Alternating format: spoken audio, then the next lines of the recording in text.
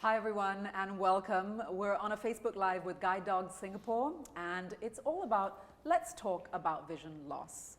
And I'm joined by my wonderful panel of very, very distinguished speakers. My name's Anita Kapoor and it's an absolute joy and honor to be here to guide this conversation. We have with us GDS Chairman to my left, Dr. Wong Hon Tym, who I have just discovered that I met with my mum in a restaurant like 10 years ago. Right. So it's really great to see you again. You're looking Thank exactly you so the much. same, Anita. Oh, thanks. You're very, very kind. Right. And to my right, I have Mohammed Halimi. And next to him is Hong Sen. And Hong Sen is here with Claire. Claire, of course, is going to be the star of the show today. I'm sorry, guys. We have been upstaged by your wonderful guide dog. Thank you guys so much for being here with me. Thanks for having us. Thanks for having us. Thank you. Hong Sen is a guide dog user, and Hong Sen and I met several months ago, and I was blown away and also deeply embarrassed by how little I actually knew about guide dogs, and that's the reason that I'm here also sharing my voice with all of you.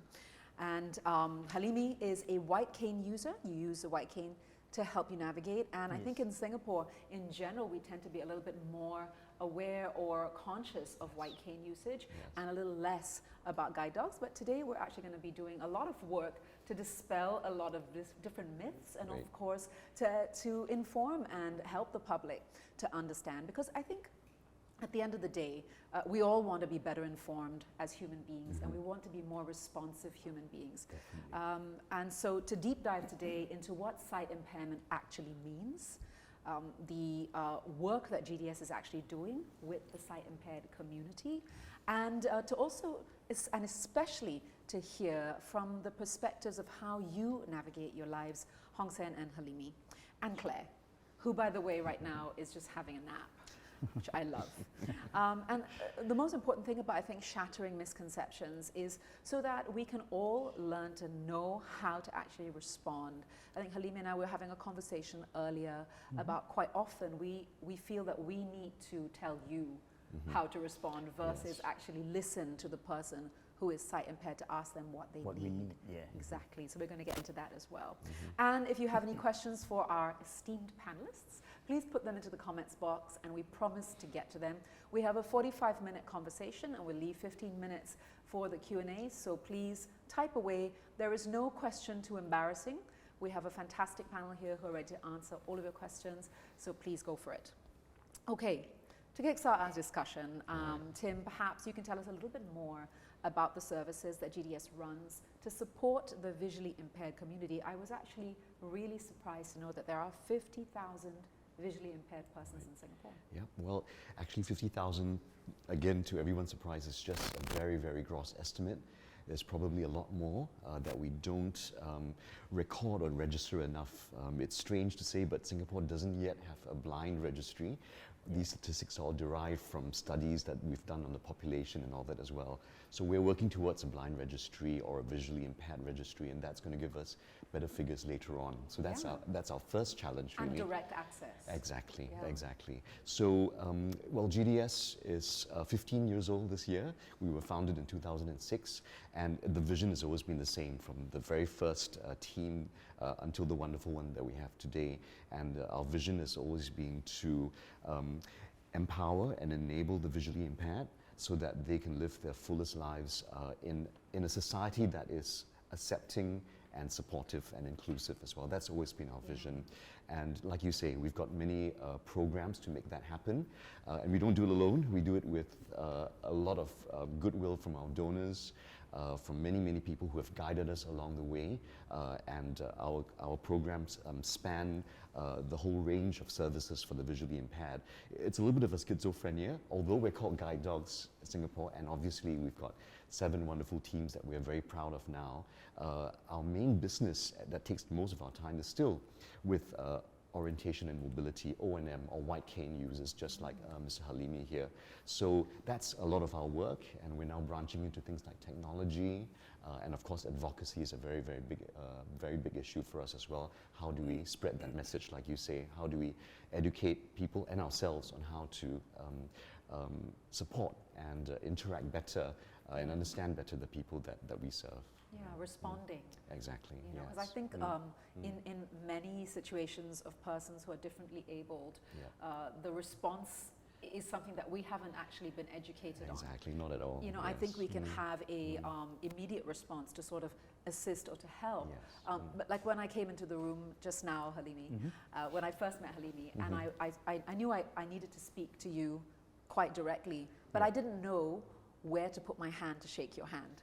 You know, and I didn't want to, you know, I was having a conversation very recently about how quite often what we do is we kind of impose our structures upon those who are differently abled. So today we're gonna dispel, and we're gonna teach people a little bit about how to respond. For handshakes itself, right? You can just hit the hand a little bit on the back of the hand, and then you just grab your hand. There you go. Yes. I've just learnt my first. I've just learnt my first response. You can just tap my hand a little bit. Yeah, and then I just do this and shake your hand. That's a live Simple as demo that. right That's there. a damn good handshake, dude.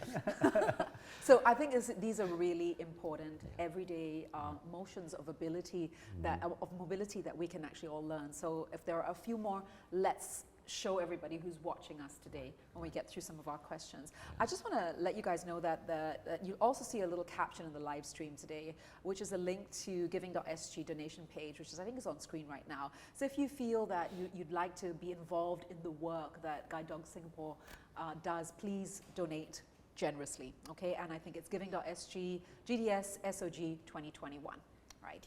Now, there are varying forms of vision loss, and again, I, like everybody else, was really not aware.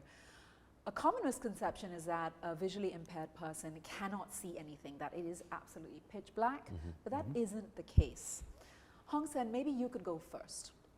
Could you please share more about your visual impairment and try to describe to us what it's like to experience the world through your eyes? Right, sure. Okay, so I have a condition called retinal dystrophy. So my vision is basically lights and shadows. I'm able to make out outlines of shapes, to see different shades of colors. I have light perception. So to just give a very simple example, I can see maybe like a brief outline of something, you know, say a doorway, a person, but I'm not able to make out the finer details, like say the features of a face. I'm not able to read prints. I think that's just, you know. So I guess it's considered as poor partial vision. Okay, and does it, obviously that would also then affect spatial awareness and like judging distance and space? Yeah, no, definitely it does affect my spatial awareness up to a certain extent. So, you know, I have a bit of vision. I do use that, you know, but it's not fully reliable. So that's why I have, you know, Claire with me to guide me as I travel. And, you know, there are other senses that we use as well, such as hearing, touch, you know, all this does help me to kind of like understand the world around me, Thanks, Hong Sen. Halimi, for yourself, could you share a little bit more about your visual impairment? All right. Actually, I could see just with my one eye, which is like around maybe what 3 to 5%, similar to what Hong Sen is. It's like shadow shapes, silhouettes, you know. But like I said, if I sit closer to you, I could tell that where your eyes and your nose are. But then, as I sit a bit further, I couldn't tell. It's just a outline. That's about it. Yeah. And you said about distance. Oh, definitely. Yeah, it plays a part. You know, because I couldn't tell like how far or how near that doorway is, so I got to really just walk there and touch the doorway. That's the doorway. Do you notice, I mean, I notice it myself, and I'm now suddenly very self-conscious of raising my voice. So does that help you, or does that hinder you if I'm standing in front of you raising my voice? Because there is, I guess what I would be trying to do is to make sure that you know where I'm coming from. So if a person is standing in front of you or near you, how should they use their voice? As per normal, we'll be fine. Because thanks for making me feel really bad about myself. I've been overcompensating. No, the thing is, like right now, Tim is sitting over here, right? Yes. And then when he speaks, I will just look at that direction. It is based on the projection of the voice. That's about it. You know, when you talk to me, I will just turn a little bit more to my left, and then I'll be speaking to you. I might not be looking into your eyes, but then to that direction because I based it on your projection of your voice. Okay. Yeah. Hong Sen, is that the same for you? Yep. Okay, so I should just lower my voice, shouldn't I? No, you Stop don't have to. It overcompensating. doesn't matter. But you see, I think this is a really useful experience because quite often that's what we do. We do that sort of othering, don't we? That's Where right. we think I need to compensate and I need to help you more than actually I could be hindering you or I could be doing something that's really unnecessary. Exactly. Yeah. A lot of our education is based on that, to tell the public how do you sort of not awkwardly interact with or offer assistance to someone who's visually impaired. And really, even myself as an eye surgeon, I had to be trained as well because it's a completely different set of skills. And like you say, it's not us, it's putting ourselves into their shoes and how would they relate as well. It's over-empathizing. Yes, Yes, that's what it exactly. is. Yes. If you've just joined us, thank you so much for being with us. This is the Facebook Live for Guide Dogs Singapore, and we're talking about vision loss. Statistics have actually shown that it takes an average of about 5 years to accept this disability, and some might naturally, I obviously spiral into anxiety and depression. Halim, I'm going to start with you. I understand that your vision loss came about as a side effect of surgery. Yeah. Could you share with us a little bit about how that happened and how you accepted the news and how you decided to reorganize your life? Well, I went through a brain tumor removal operation like 17 years back. And I was in hospital. I was hospitalized for about 45 days. And I was still cited as you and me, you know, as anybody else. But it was only on the day I was supposed to be discharged from hospital. It was when my late mom was pushing me on the wheelchair and into the lift. Once the lift door closed, lights went off. I'd be lying to all of you if I would have said I wasn't shocked. I was indeed very, very shocked. However, I picked myself up again because I had to do it for my late mom and my late dad at least. You know, they were the source of my strength. They were always there for me. They were very, very positive for me. So I said I had to do it for them at least. I was out of my house all over again within a week. Wow. Yeah. That takes a lot of fortitude. It takes a lot of courage as well. What was it like that first week out of the house? Wow, it was fun. The very first time it was very fun because I went to all over the place. I went to my second home, Changi Airport. I went to East Coast Park, Marina Bay, Marina South, Orchard Road even. I was back like, 15 minutes before 2. Wow. Yeah. What do you now, looking back, realize that you were trying to do at that point? Okay, simply I just want to find out and discover for myself what a visually impaired person's life is all about. Yeah. Yeah, and I haven't even gotten my proper white cane yet. I was carrying a long umbrella and tapping my way through, which was very silly. Because then I didn't even know where to get the proper white cane yet. Yeah. I didn't even know about SAVH. I didn't even know about Guide Dogs Singapore. Wow. Yeah. When did you find out, and how did you find out? A few months back, a few months later. Yeah. Yeah. I need to interject here, and that's a great question and a great answer because there is a gap between patients who have been maybe on follow-up with an eye specialist clinic or under treatment, losing their vision and looking for the services that can help them. Yeah. We haven't narrowed that gap well enough yet, although it's getting better. Yeah. So many people like Halimi, like Hong Sen, when they lose their vision, they're kind of on their own for quite a while with very little support. Until either by chance or by design, they chance upon SAVH or an organization like GDS. And that's something that we've got to work towards and work a bit harder on. I think now we've also got the benefit, and this is one of the few benefits of social media, Exactly, yes, being able to at least share the messages with those who don't have a sight impairment, who can actually send on that message to others. That's You know, and by sitting together today and having this open conversation as well, I hope that if you're watching and you have any questions that you'd like to ask our panelists, please put them into the comments box because they're ready and here and able and willing to answer them. So that was 17 years ago. 17 years back, yeah. When you look back at where you were and where you are today, how do you, is there a comparison, or were you just, have you been this guy with all this energy and go get from the beginning? Yeah, that's the one. Yeah. Life has never been better. Because after I lost my sight, that's when I got married. Wow. I met my wife at a bus stop, but it wasn't in Paris or in London. It was just back home in Singapore in Toa Payoh Lorong 1.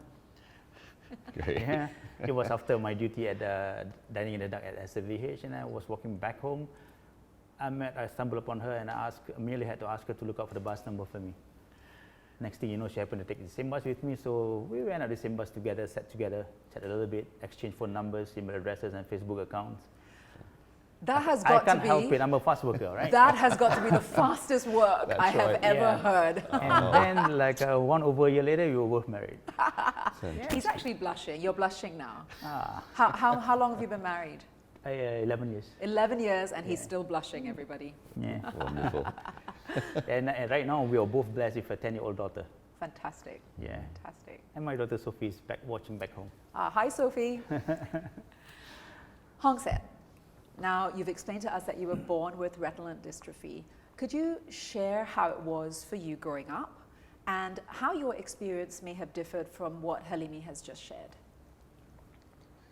So when I was younger, I never really thought of myself as a visually impaired person. You know, it wasn't really a thing. It's just life, right? You know, I hear, I see, I touch. Yeah. You know, I just go around doing whatever I need to do.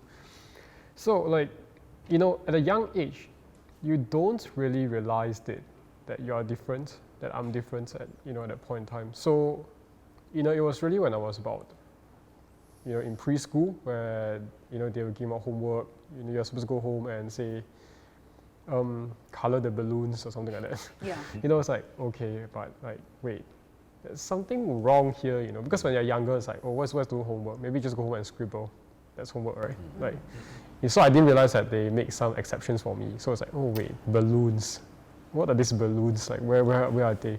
So it was like, it was a moment where I realized like, oh wait, I don't exactly understand the world like others do. It's just a bit weird. Like, suddenly realized that, and I think it wasn't. Okay, well, so I guess it was building up as well. It wasn't just like, you know, today it's like that, tomorrow it's not. You know, it's just slowly, when you hear conversations around you, you start to realize that your perception of the environment of everything is just different from others. So I asked my grandmother, who, you know, took care of me. It's like, you know, I realized that I can't really see what's going on in class. I can't really do my homework, and because my grandparents were assisting me with that as well. Right. So I couldn't do it independently. So, you know, so she explained it to me like, oh, because, you know, you have visual impairment, so it's this condition, and so it's understandable that you will not be able to see as well, you know. So this is the thing. You know, vision impairment is a spectrum. It wasn't total darkness. I could still see things. It's just, you know, that's how it just appears, right? Like, that's just how the world appears. Maybe a bit blurry. Like, I don't even realize that it's blurry because that's all I know. Yeah. So your yeah. your perception was always the same. It had a particular perception of the world, and it's only when other people or things were introduced that it was suddenly like, hang on a second, something's different. Yeah, exactly. Yeah. So as I grow older, I think that becomes more and more obvious. As a kid, I guess there really isn't much to speak of because you just go around doing your own thing, and then you go on to school, and then you realize that there are some aspects of schoolwork that you will not be able to do just like any other student would do, and you know, you need to find alternatives. And as you go on to, you know, tertiary and getting a job, as you flip a page in the book called Life, you need to find alternatives to more and more areas of daily living, I guess. Yeah. Hong Sen, when you were in school and when you went into tertiary education, when you started working, did you always feel that you were assisted, that people wanted to help, or was that a very long journey to get people to sort of understand, and did you have to go and find the information for other people, or were people willing to actually understand and learn? So my journey started with a special school for, you know, the visually impaired. So now it's renamed as Lighthouse School. It's been called Lighthouse School for quite a few years now. So that was where I started. So in that sort of environment, it's sort of shall we say, enclosed. So the students, again, are just like you. They have some sort of visual impairment. The way you study, again, is using special materials in Braille, using tactiles. So that was manageable. When I moved on to something like secondary school, there was still support given. It's only when I was in Polytechnic University where, yeah, I needed to kind of like speak up, to know what are the right channels, the right avenues to get the sort of support that I needed. Yeah. To be more independent in that sense. Yeah. Yeah. I think that's what we're also talking about, these sort of gaps. Yeah. Where as a child you need a certain something, as a teenager you need something else, and when That's you're right. older you need something else, you know. Exactly. And I'm yes. assuming that with the work that Guide Dogs Singapore does, you're dealing with a very broad spectrum of ages. Yes, we do actually, and actually I would say that there are three main organizations in Singapore that deal with the visually impaired. So there's us, GDS, and of course there's SAVH, the Singapore Association for Visually Handicapped, and for actually the younger set is IC2 Prep House, which now specializes in enabling school children and the younger children, and they hand over their clients to us and to SAVH sometimes. So that network's building now. Okay. Yeah. Hong Sen and Halimi, thank you so much for your really deeply honest sharing. I really appreciate it. Everything that you say, my brain is sort of clicking over, and I'm thinking about all the situations where we don't really have enough information, and where there hasn't, all the little gaps have not been quite filled yet. But we've got to get there, and we're doing it today. I think there are so many misconceptions, though, that we still, at a very basic level, hold about visual impairment. I think people wonder very basic things, and how do you use your mobile phone? What sort of watch? You know, you just introduced me to the talking watch, and there are Braille watches as well. Are you able to travel independently? How do you get dressed? How do you get cooked? I mean, while I'm reading these things, I feel these are incredibly invasive things to wonder about anybody, but in the context of educating right now. I know Guide Dogs Singapore has various programs to equip the VI community to be much more independent. Could you just touch on some of those, please, Sure, Tim? Yeah. sure. Well, like I said, our main bulk of our work is in O&M, orientation and mobility. That's, in a sense, can be crystallized in the white cane as its icon, but it's a lot more than that. And both Hong Sen and Halimi are obviously O&M black belts, and especially so if you wish to sort of take on a guide dog, you need to be very, very good in your O&M first and fully accredited by our trainers, and then you can move on to that as well. What is the process? Because I'm trying to imagine the time that it would take for a person to actually come to a level of orientation and mobility. How long does the process take? It's a huge variation again, because it also depends on where your starting point is, how visually disabled you are to begin with, and then our specialists profile and then actually start training you from your point. So it's very customized. It's very personalized training as well. And I'm sure, I think Halimi and Hong Sen may have had different journeys in O&M. Yes. I mean, forgive me if it sounds like a very ignorant question, but I'm just thinking in terms of how the brain sort of reorganizes itself, and does that follow a particular sort of pattern of weeks, months?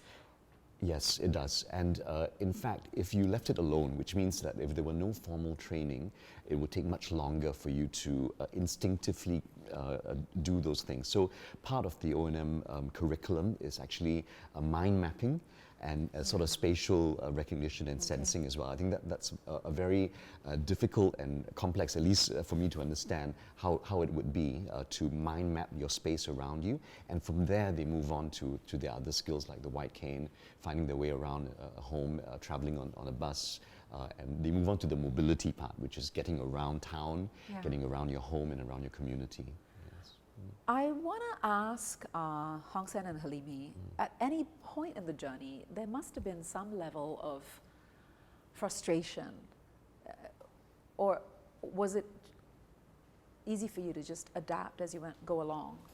Were there levels of frustration? Were there moments where you felt like, you know, you were up against this mammoth task to relearn how to live, walk, move? No, basically because the very moment I lost my sight, right? The first lesson I told myself is I must be willing to learn how to unlearn. You will need to learn how to unlearn first. You see, all right, the only frustration part is that when I tried to go from point A to point B and I couldn't find point B and I backtrack again and I to and fro, it's always that. Yeah. Because how I backtrack is because I left in my mind the landmarks, like the traffic lights or phone booths or even the fire hydrants. Yeah. In the event that I know for sure that I am lost, I'll backtrack. I look for the fire hydrant, I look for the phone booth and blah, blah, blah. Yeah. And start off from there again. And there was this instance that I went to and fro like 4 times. On the 5th try, then I found the place. So that was your DIY phase. Is it before you had formal training? Would that be right? Or was that with yeah. training already? I Yeah. see, I see. Yeah. Wow. That must have been difficult. Yeah. Right? Frustrating. But for myself, it's like I was telling you earlier, right? I am an unorthodox blind person. Like I will just trail my cane on the curb. As long as my foot doesn't go across the curb, I will know for sure I wouldn't fall. Yeah, and you know you're safe as well. And I'm safe. Yeah. And then I will just intermittently, I just tap forward. You see? And as when I'm walking against the wall, I will just trail the cane against the wall. Yeah.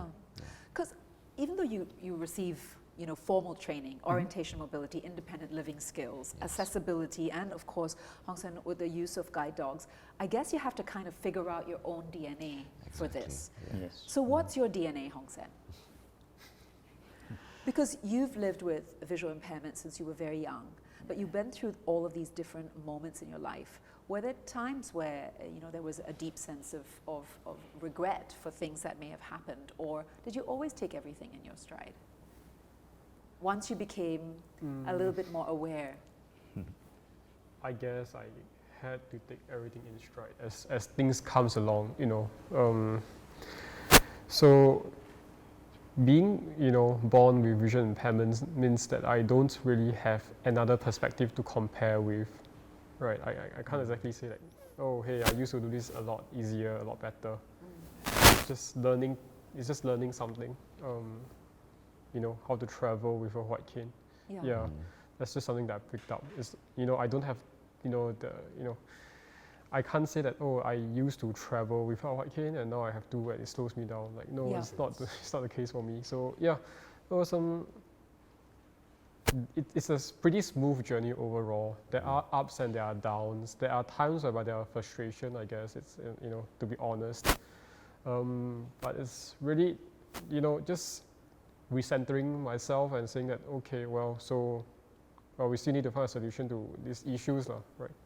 Be it issues or challenges or any sort of barriers, right? We need to find a way around them. And yeah, usually it does work out, you know, for me. So yeah, and you know, I have Claire now. So right, so it was an improvement. I guess I can walk faster now with, you know, I guess in some instance it's kind of like having someone to work with me as I travel. So that's a pretty cool experience. And so, you know, it's like an upward trajectory. But of course, you know, having said that, guide dogs are better. But even having guide dogs is, you know, comes with its own set of issue, you know, through training to bond with the dog. It takes a while. It's not a straightforward process as well. So yeah. I've known Hong Sen since you were paired with Claire in 2017, is it right? About 4 years now. Yeah. And of course Hong Sen was great in O&M already, and his name started coming up to saying, okay, he's the next guy to be matched with the guide dogs, and that's how that whole journey began. And as he was saying, the training takes a long time. Yeah. So the journey for a guide dog begins when he or she's a puppy. After a few months, these puppies are selected for their temperament, their behavior, and unfortunately in Singapore we don't have yet a breeding program, we actually import. Specifically for guide dogs? No, that's right, that's right. We import all our guide dogs from either Australia, most recently Japan as well. Yeah. And then there's puppies, and then we train them now. Okay. We have our own in-house, just one guide dog mobility instructor, and that takes about a year or so, 6 months to a year, to fully train the guide dog and the handler, as well. That's right, yes. Yeah. Quite a journey, yes. How does a person who is visually impaired decide, because you don't have a lot of different other cognitions, right? Yes. Mm-hmm. Decide whether a white cane is the tool that you would prefer to use, or a guide dog is the guide that you would like? Yeah. Through my time in guide dogs, I've known it's a very, very complex and organic sort of process. There's no black and white decision. In fact, it sometimes takes time for a person to decide. And sometimes a decision may have to be reversed as well. Yeah. But in general, I would say that those visually impaired people who would like to have a lot more, maybe speed, as Hong Sen was saying, mobility and versatility in addressing the environment, they would go for a guide dog as well. Yeah, but O&M training takes you very, very far already, as you can see very well from Halimi's experience too. Absolutely. Yeah, but just that extra level of safety, that's the other thing, that a guide dog can provide you as well. So a lot of the training for guide dogs and the handlers is focused on safety, how to avoid dangerous situations, and sometimes it's the dog that does that recognition and has to practice intelligent disobedience to guide his or her handler away from danger. Yeah. Yes. And the other thing I noticed when I met you, Hong Sen, is that, obviously everyone was coochie-cooing with Claire, but Claire was like, listen, hey, the message was pretty clear, I'm working. That's right. And that's her training, isn't it, Yes, as well? it is, yes. And the moment the harness was removed, and then she sort of relaxed, Yes, and that's what the public has got to realize as well. We're still trying to educate people that if someone sees Hong Sen and Claire on the road, there shouldn't be a rush to, cuddle the dog, and there is a very serious situation and chemistry going on there. Claire's doing her work, Hong Sen is concentrating. Hong Sen, how do you, apart from shouting at people, because that's what I would do, but how do you let people know, because not everyone has the knowledge of how to approach a guide dog. They're assuming it's a pet. What do you do, usually? I mean, when people come up and they're sort of trying to, cuddle with Claire when she's on the job. So the thing about people trying to cuddle with Claire or trying to distract her, it's okay. Well, it's not something that I don't face, but I would think that actually within the community itself, most people are aware, and I don't really see that much. But when it happens, Claire would just ignore them. And yes, so she ignored all of us when she met us too. And so we just kind of like just move on and things like that. Yeah. Right. It's so Claire is really well trained. Maybe it's a character, maybe it's her training, and I think it's both. But she is really very confident when it comes to her work. Right. She doesn't get distracted really that easily, especially when it comes to strangers. I think when she sees people, she's more familiar with familiar guide dogs, her fellow guide dogs, laser focus. Yeah. That's right. So if you do see a visually impaired person with a guide dog, you'll notice that there is a harness, which is for everyone to see. But sometimes I think we get a little bit distracted when we see a dog. Please do understand that this is a working dog, and the dog has, as you said, a very special chemistry with the person who they are guiding. And so don't get involved, and maybe, if people want to ask Hong Sen, do they usually try to approach you and ask you questions about your experiences and what is happening in that moment? Sometimes they do, yes. Yeah. But sometimes they don't, and they just, do that thing. Petting the dog. Yeah. So I think if you what we are growing our attention to today is for us to actually also have the spatial awareness and the understanding of the very special relationship, whether a person is using a white cane or whether they have a guide dog to guide them. That's right. This is how they are navigating the world. And I'm going to ask you guys a few more questions about how we can help ourselves to not do the things that would get in your way, okay? But before I do that, I want to address the last 2 years, because how can we not address the last 2 years with COVID and all these QR codes and safe distancing? And we're safe distanced right now, guys. Yes. I want to understand how this has changed for visually impaired persons. Perhaps I would address it to Halimi and Hong Sen first.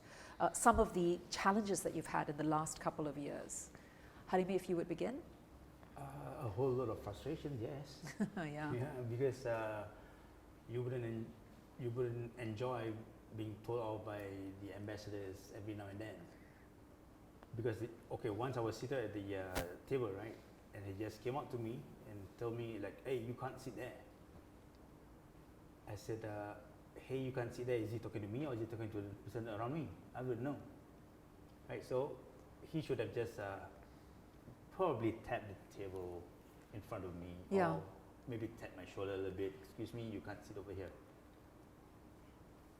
You see, the thing is, when I got up, they said because there is a cross. I don't see no cross. I cannot see any cross. It's like a comedy of errors, It right? is, Yeah. yes, Right. yes. So, I mean, he wanted to tell me like, "Can't you see there's a cross?" I said, "I'm visually impaired and blind." So I took out my white cane. I am blind. That's the reason why I'm seated over here, which is forbidden. I would know. Yeah. So the thing is, see, basically he should just came out to me and maybe just ask me nicely, "Excuse me, do you know that you're not supposed to sit here?" Yeah. As simple as that. I'll move elsewhere. Yeah, and I think it's also about, we talked about how people on the ground don't necessarily or haven't been given that sort of training either in order to just figure out, is there a reason why you're sitting here versus why are you sitting here, There's right? always a better way to ask. Yeah, Yes, I yes. think so, absolutely. Also things like the Trace Together apps, you know, how have, Hong Sen, how have you navigated these last couple of years with the placement of hand sanitizers and these QR codes, and how has it been for you? I get frustrated just thinking That's about right. it. We have trouble navigating Yeah, because already. all of it was just really quite sort of basic. Yes. And it was sudden, but it was Yes. also very basic. And I looked at it quite often and I thought, how would anybody who can't hear or can't see actually navigate any of this? Hong Sen? So, like, you know, in essence, the challenge really is that things are just not where they used to be. So, going back to what we discussed earlier about orientation and mobility, the whole idea is there is a mental map that we have. Like, the entrance is to my left, and you know, I take the escalator on the left because that's the down riding one, something like that.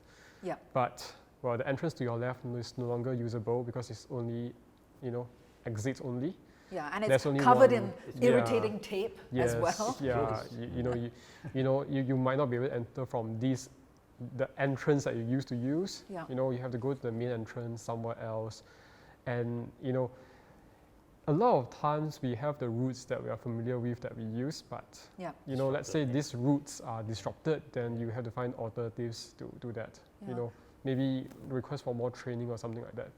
But even let's say you do know your environment pretty well, there is still this issue. Okay, so there are all these queue poles that you are supposed to line up to, Yeah. you know, QR enter codes and to enter into the scan. mall. Okay, so how do you find this? Like, you know, usually you just walk through, you just cut across, something like that. But now you have to line up with all the rest. You don't know if this is the start of the queue or is this the middle. Are you cutting someone's queue? Something Yeah. like that. Okay, so, and then you reach the entrance. Now you need to check in. Now, do you need to take temperature? Right? You usually use to take temperature, right? Is it a thermometer on the wall? Is someone supposed to help you? Yeah. Are you supposed to scan the QR code? Are you supposed to tap your phone against the safe entry device, you know? Yeah, it's a very So, long list yeah. of new It things. is. So Did things you are just not where you expect them, and then it just requires like some sort of help from people around you. basic- Yeah. Basically, as long as those at those stations and the tables, right, the ambassadors and all, when they see us with the guide dog or maybe with the white cane, do assist us. As simple as that. Right. Yeah, That is all it takes. yeah. Is Sort is of- that happening enough? I'm sorry to Yeah, interrupt. it's Is that not, happening it's enough? not. I see. Right, maybe that's something we all have to work towards there. I think Yeah. everyone's got their work to do, but this is something that we Yeah. need to do better, really. Yeah, You know, if- when you see me like I'm walking alone or Yes. I'm carrying my white cane and then Yes. I would need help definitely, right? Yes. So what is so wrong that you approach me and say, okay, give me a hand, I'm going to take your temperature or whatever it is, you got a QR code, you have this, that, assist me. Right. Because if not, you'll be standing around and like looking left and right, you know. Yeah. Certainly, I feel that it's also a reflection on the level of awareness within Singapore itself. I do run into very nice people whom you know, help you all the way from the entrance to wherever you need to go. Yeah. They're very nice about it. And of course, you will have those who, you know, just don't really know how to reach out to you, don't know how to approach you or something. Yes. So, you know, just both of you are just left hanging there. Yeah. Am I supposed to help you? Am I supposed to do this? Like, I don't know, you know, so it's, Yeah, I think that, you know, there's so many sort of studies and articles to show now that because of social distancing, we are even further apart, you know, from certain communities like the visually impaired than before, and we have to make bigger efforts to reach out to them, even in day-to-day situations. I think you know, we have a lot of talk, right, about inclusivity, diversity, and equity. And I think we have to look at equity especially. And when we design systems, whether it's a QR code or whether it's the entrance of a place, we should already be thinking about differently abled persons. You know, I have also seen people who are in wheelchairs, sort of like having to wheel themselves, or if they're in an electric wheelchair, great, but having to sort of find where is this entrance and how do I get through this. And I think these last 2 years have been a work in progress for everybody to understand. And you know, if you are watching and if you are in charge of those QR codes and all of those hand sanitizers, where you place them and what you do and all those crosses, also just be aware of who you're speaking to and ask people rather than command or tell them, because I think then we understand each other a little bit better.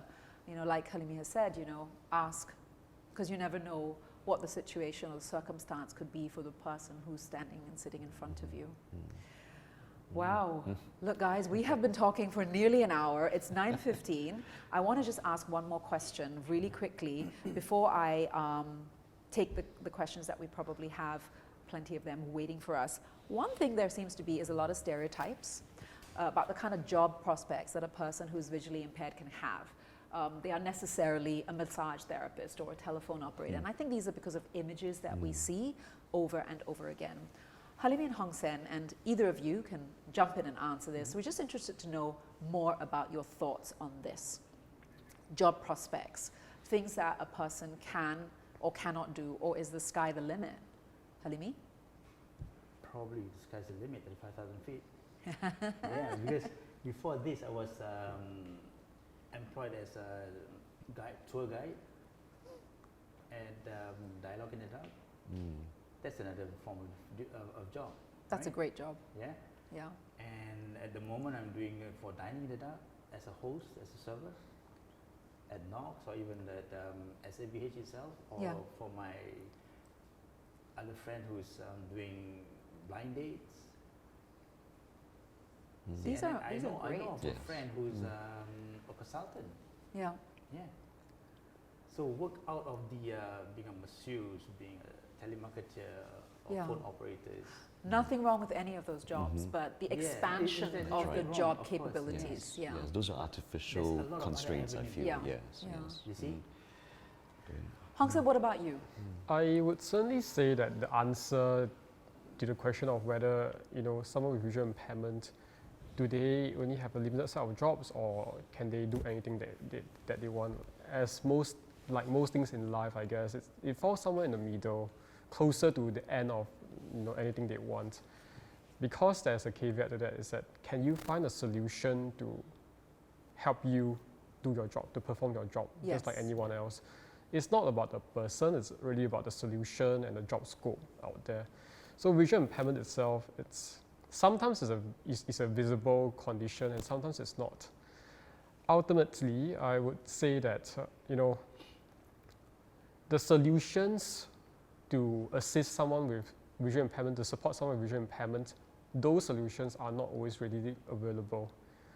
You know, like if you just imagine how would someone with visual impairment use something like a smartphone or computer, it's like, it's not something that you really can imagine. Just very short answer to that is that, yeah, we have assistive technology to help us use technology. Like, you know, screen readers to read out what's on the screen and to, you know, make it easier for those who still have residual vision to see. So that's the kind of solutions that we already have that we can kind of inculcate into the workplace. But unfortunately, I think the awareness is not quite there. So a lot of times, employers just hear visual impairment, and firstly, there are the stereotypes out there. What is visual impairment? People are not very clear on that. Yeah. So they don't take the next step as to say, oh, how do we then find a solution? What are the make it- solutions? Yeah, You've put it very exactly. succinctly, because Yeah. we are always thinking about how can I help you Yeah. in this current moment. But you're right, I'm applying it only to you and to alleviate something in this moment rather than actually to find a solution where you can perform this job to the best of your ability. And I have taken into consideration the visual impairment. Indeed. Tim, you have something to add? Yeah, I mean, that's another gap there. So there is decent legislation that protects the rights of the employment rights of the visually impaired as well. But the gap is when some employers do not actually, are not able to or not motivated to actually act on them. And the GDS has actually had to advocate and defend a few of our clients and help them get the job that they need, or help their employers or would-be employers understand what it is that it takes to help and support and employ a visually impaired person as well.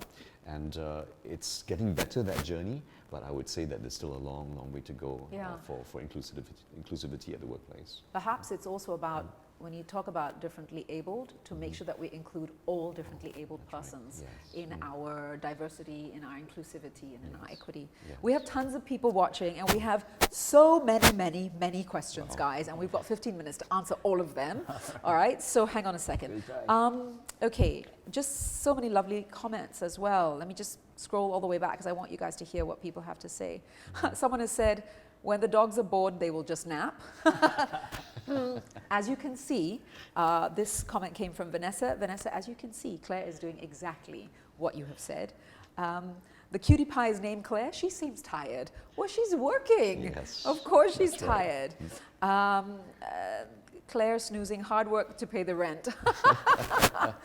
This is a lovely comment, and this person has said, proud of all the trainers and of course the lovely guide dogs. So I'm going to move down to the questions because there's so many that I really have to scroll for a bit. Give me one quick second. Okay, this is a really great question from Ranjit. Thank you so much, Ranjit. How will the owner of a guide dog know when your dog is unwell? Okay, so for guide dog handlers, we really know our dogs very well. At least I would like to think so, right? Because we live with them 24/7. There is no such thing like, it's not like a job whereby you just do it, say, 8 hours a day. We live with the dog. So we know their usual patterns, their usual behavior. So we can kind of tell, like, let's say if my dog is not, acting her usual self, let's say she's not eating, she's throwing up, things like that. Like, I'll kind of take note of that and just kind of diagnose from there. Because their diet is quite strict. They have fixed diets. They eat, like in the same time every day. Their water intake is controlled as well. So this kind of like eliminates areas that things can go wrong, and also helps to like ensure that they stay healthy. And when things go wrong, it's easier to figure out. Like, and easy to figure out and pinpoint. So the life of a guide dog is a very disciplined life. It is. It's a work life. It's not a pet life, as Hong Sen was alluding to. It's about 10 years actually. I know some pets who could learn from Claire. That's right. That's right. And we do actually have very strict guidelines and recommendations to all our guide dog handlers. We also have a vet on our board as well that gives regular medical screening and veterinary screening and attention to the dogs as well. So they're kept at the peak form. Yeah, and all the proper precautions taken. That's right. Siti Haslina says, that's the spirit, Halimi Jufri. So happy for you. Is that a friend? Yeah? So great. nice. Okay, Amsia Ashri asked, what are some of the common misconceptions with regards to guide dogs? Hong Sen? Where do you begin? I don't know where to begin, and I know we have limited timing, but let me just clear up one very common one. Guide dogs are not GPS. A lot of people think, how does a guide dog guide you? Do you just tell the guide dog that, hey, I want to go to Starbucks, and they know where Starbucks is? They don't. So basically, the handler, like myself, I know my way around, and that's why O&M is so important. The important aspects of being a successful guide dog handler. Right. So I kind of know my way around places, and I just give clear directions like, oh, go straight. Find left, which means find the left turn, find the escalator, find the lift, find the gantry, and find the door. So based on that, we get to where we need to go. And of course, if honestly, you could sort of train your dog to recognize some places by like very specific names like Starbucks or McDonald's, but it's not like a generic thing. It's like they need to go through quite a bit of training, and because they are dogs, they kind of know where we are heading. So she knows my routes better than I do, I would say, right? Yeah. So Fantastic. Yeah. So there was this other question which you've kind of answered. How do you check if the dog is unwell? Somebody actually wants to know, when Claire wants to poo, how do you know? Great question. Yeah, that's a... Okay, so guide dogs have a very routine lifestyle. So they do not toilet in a pee tray or, or indoors as people would imagine a pet dog to do. Yeah. So guide dogs are specially trained. Their toileting is done outdoors, usually on grassy or, soil. So it's kind of like we need to bring them out every 3-4 hours, I would say. Okay. Specific timing, right? Specific timing. Again, so we it's come kind of back like to when the she wakes discipline. up, she goes down, before Yeah. she sleeps, she goes down, and throughout the day, she goes down about a few times, maybe 5-6 times a day. And so we give them ample chances to kind of do their thing, Yeah. right? Do their yeah. thing. Do their business. And they do actually have a very fixed schedule. So like, say every evening she does a poop, and that's... You've just it's answered a routine. very pressing question. Thank you very much, Hong Sen, because there were at least 2 people who liked that, who wanted to know. Eileen wants to know, how can we offer our assistance if we come across someone with visual impairment? Now, this is what we were talking about earlier. What is it that you would like to tell the world about how can we approach you and how can we be assisting without being invasive? All right, can I just take this? All you need to do is just walk up to us, ask us nicely, excuse me, how may I be of assistance to you? How can I help you? If you ask me that nicely, I think I'll be an idiot if I have to say no. Even though I know how to get to the place that I want to get to, I said it's fine. Yeah. Because what I'm thinking is, why would I take away your sense of satisfaction of helping a visually impaired person? Perhaps when you go back home, you just tell your kids or your friends, hey, look, yesterday or last night I helped somebody who's visually impaired. I had him to go from here to there. And he's full proud of it. Yeah. You know? But perhaps what we're also saying is that I think if you're going to, and someone here said, it's not an easy task. And I think that they're actually referring to it's not an easy world in which for a visually impaired person to be in. But I think if we approach everything with dignity and the idea that it's about respecting the space and asking the right questions, then we can never go wrong. Yeah, do you agree, Hong Sen? Yeah, definitely. Yeah. And I think we were talking about that question, Halimi, you said, how can I assist you? It's great because it's open-ended. Yeah. It puts no assumptions, really. It's just, how can I assist you? It's not like, can I help you cross now? Or it's not. It needs to be open-ended to be so, accommodative. Very quickly, because quite a number of people have asked that similar question. How do I approach you? And what is the first thing that I should do if it looks like you need some help? Hong Sen. I think just picking up and saying something like, excuse me, do you need some assistance? I would say that different people have different approaches, right? Maybe you prefer to, tap someone on the shoulder. Yeah. That's a possibility as well. Just make your presence felt. If you want to ask them verbally, that's fine as well. Yeah. So, you don't try to like prescribe and say that, oh, you have to approach a blind person like this. They are a special breed, No, just talk to us normally. Just communicate normally as per normal. It's perfectly fine. Yeah. Hong Sen, before you answer, Halimi, I just want to ask, because there's a couple of questions about guide dogs. What are the guidelines for interacting with guide dogs? Don't touch. Don't touch is certainly one of them, but the best one I would say is, again, if you're not sure, just ask the handler. The handler would be ask the Hong one Sen who or can, whoever it is who is with a guide dog, naturally. Yeah, of course we say like do not distract the guide dogs. That means not make noises, try to attract their attention with food, try to pet them. that will distract them. But I think most important is asked. Like, I know there are some people who are like, oh, can I pet your dog? And if my dog is resting, I will say yes. You know, if he's not distracting her from working, I'll definitely say it's okay. You know, sort of thing. So it's really very contextual, but definitely the guidelines that we mentioned previously still applies. Yeah. Yeah.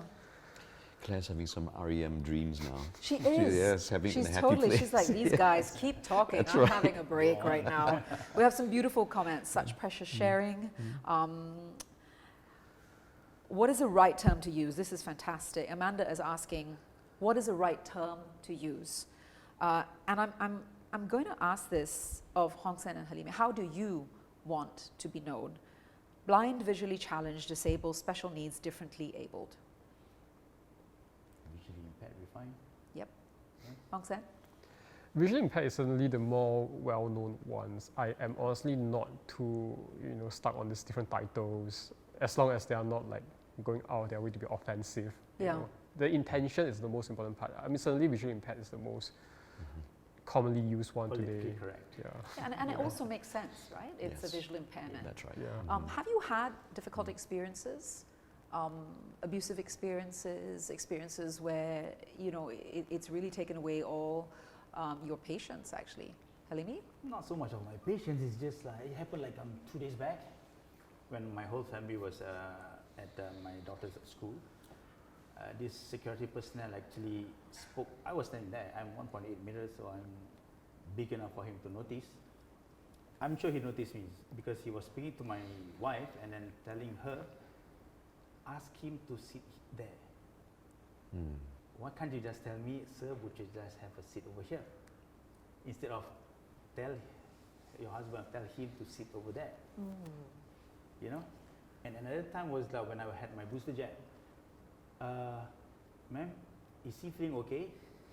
Does he feeling feverish? Does he feeling giddy? Yeah. I said, you could ask me, direct the question to me. Yeah. You see, this is another part where treat us just like you and me, human being, any other regular human being, normal human being, right? So you should be talking to me instead of addressing the question to my wife Yeah. instead of myself.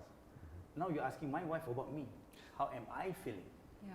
How would she feel what I know, what I feel?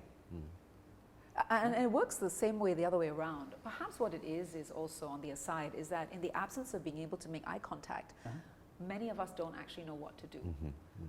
And it would work the same way if somebody was suddenly telling you, please, tell her to sit there. I'm sure that would not go down very well with a partner either, Yes. right? Yes. Yeah. So how? It's a question that's been sitting in my head since I knew I was going to do this panel with both Hong Sen and Halimi. What is it that you actually would like to tell everybody who's listening in right now? Point number one, just be proactive. Being proactive meaning, okay, why don't you see me standing or someone visually impaired standing and look left and right, he or she might need help. Be more proactive and then just walk up to him or her, ask. Ask the appropriate question like, are you looking for something? Can I be of any assistance? That's about it. Hong That's Sen? all it takes. I would certainly say that just talk to us as per normal, honestly. We can hear you, we can communicate with you just fine. So yeah, I think that's really the most important thing. Yeah. Siti Hasina said here, you're visually impaired, not invisible. And I think that is exactly Great. right. Yes. And I think we've all got to understand that the person that's standing in front of you, you can talk to them. It's not a scary experience. They're not going to be offended. They're not going to be afraid. Please go up to a visually impaired person and be courageous and ask them what they need versus what you think they need. Because we can't see them. That's right. We can see you. That we can see So you. walk up to us, be more proactive, ask us. If you don't need your assistance, then say, oh, so thank you very much for your offer. We do not need your assistance. Thank you very much, guys. I want to just end with asking one very quick question because we're right on the money. It's 9:30, guys. We are doing good. It's going to be time to get up in a second, Claire. Night shift. Dr. Wong, very, very quickly, steps Guide Dogs Singapore are taking to further educate businesses and organizations about the laws that are in place to support the visually impaired community. Right. Because we Again- had a lot of drama around guide dogs. Yes, we have in the past few years, but it's gotten better again. Good. So I think all of you know that we've had great support from agencies like LTA, like SFA, the Singapore Food Agency, and most of the ministries who have actually come together in many ways to increase the accessibility as well as awareness of how VI people, visually impaired people, can travel onto public transport. So it's legal, it's allowed, and the law says it. SMRT and SBS knows it, but not necessarily every passenger. So in order to get it to filter down and make their travel experiences pleasurable or convenient, we have to educate the public as well. Yeah. And then also for food and restaurants as well, it's also very, very allowed, completely allowed for guide dogs to enter food establishments, including halal establishments as well. MUIS has been a fantastic supporter in this. Yes, that's right. They feature us under their social media. They've been sending the message very, very, very strongly. But it takes the public to also sort of take that message in and advocate on behalf of all of us as well. Yeah, so these are the places we are trying to advocate much more strongly now, and events like this with you and support, very, very important to us as well, to reach that audience. I guess the irony is that in order to make smooth passage for those with visually impaired, we need to open the eyes of everybody else. That's right. Yes. Yeah. Yes. Thank you both, Halimi and Hong Sen. You have been absolutely amazing. Thanks for having us. Thank you for everything that you have shared with us today. We could go on for at least another half an hour, but someone is asking me to close this. And Doc, thank you for giving us all the perspectives and a starter pack for everybody to understand what the Guide Dogs Association does and what a visually impaired person experiences in their life. I've learned so much. I've learned how to shake hands with you, Halimi. So I have to find your hand though and do this, right? And just move my hand and big handshake, yes. And I've learned the appropriate things to say, how to express, how to approach, and I feel empowered today by all of you. So, and I hope that all of you who are watching feel exactly the same way. There is a ticket tape, I think, that talks about where you can actually contribute if you'd like to Guide Dogs Association, because they are raising funds all the time to continue with their good work. And if you see these two gentlemen and that fine lady on the road, go right up to them and speak to them directly and say hi.